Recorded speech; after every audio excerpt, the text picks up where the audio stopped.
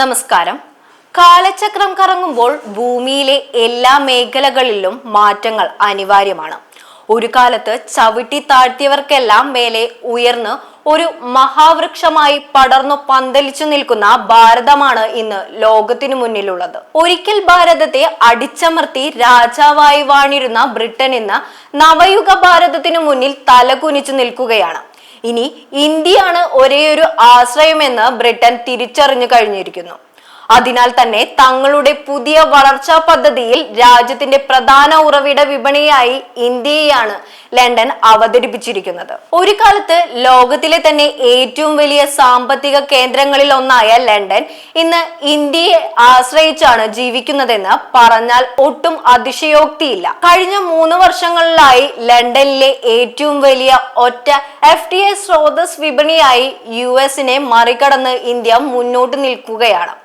അതിനാൽ തന്നെ ഇന്ത്യയുടെ വിപണി സ്രോതസ്സിനെയും നിക്ഷേപങ്ങളെയും ആശ്രയിച്ചാണ് ഇന്ന് ലണ്ടൻ തങ്ങളുടെ ഭാവി പദ്ധതികൾ തയ്യാറാക്കുന്നത്. അടുത്തിടെ London mayor Sadiq Khan growth plan എന്ന ഒരു വളർച്ചാ പദ്ധതി അവതരിപ്പിച്ചു. ഈ പദ്ധതിയിൽ അദ്ദേഹം എടുത്തു പറഞ്ഞിരിക്കുന്ന ഒരു കാര്യം തങ്ങളുടെ വിദേശ നിക്ഷേപത്തിന്റെ ഏറ്റവും വലിയ സ്രോതസ് ഇന്ത്യയാണ് എന്നുള്ളതാണ്. അടുത്ത ദശകത്തിൽ ലണ്ടന്റെ സമ്പദ് വ്യവസ്ഥ 107 ബില്യൺ പൗണ്ട് വികസിപ്പിക്കാനും പൊതുസേവനങ്ങൾക്കായി 27 ബില്യൺ പൗണ്ട് അധിക നികുതി സംഹരിക്കാനും ലക്ഷ്യമിടുന്നതാണ് മേയർ സാദിഖ് ഖാൻ അവതരിപ്പിച്ചിരിക്കുന്ന വളർച്ചാ പദ്ധതി.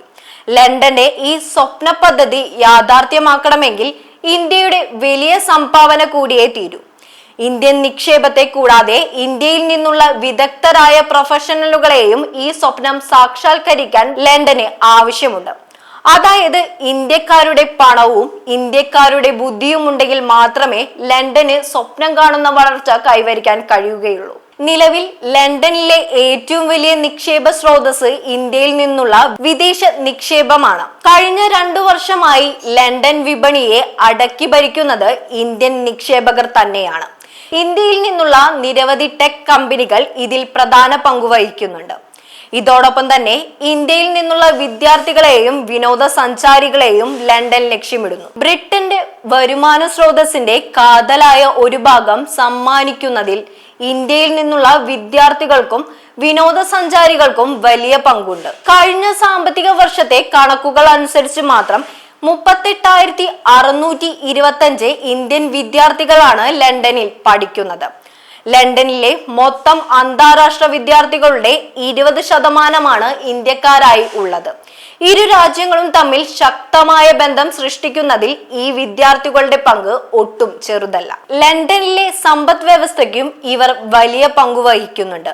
കൂടാതെ ബ്രിട്ടനിലെ ആർട്ടിഫിഷ്യൽ ഇന്റലിജൻസ്, ക്വാണ്ടം കമ്പ്യൂട്ടിംഗ് തുടങ്ങിയ അത്യാധുനിക സാങ്കേതിക വിദ്യകളിൽ മികച്ച സംഭാവനകൾ നൽകുന്നത് ഇന്ത്യൻ IT കമ്പനികളാണ്. ഇന്ത്യയിൽ വേരുകളുള്ള പല ടെക് കമ്പനികളും തങ്ങളുടെ 2ാമത്തെ ഭവനമായി കണക്കാക്കുന്നത് ലണ്ടനെയാണ്.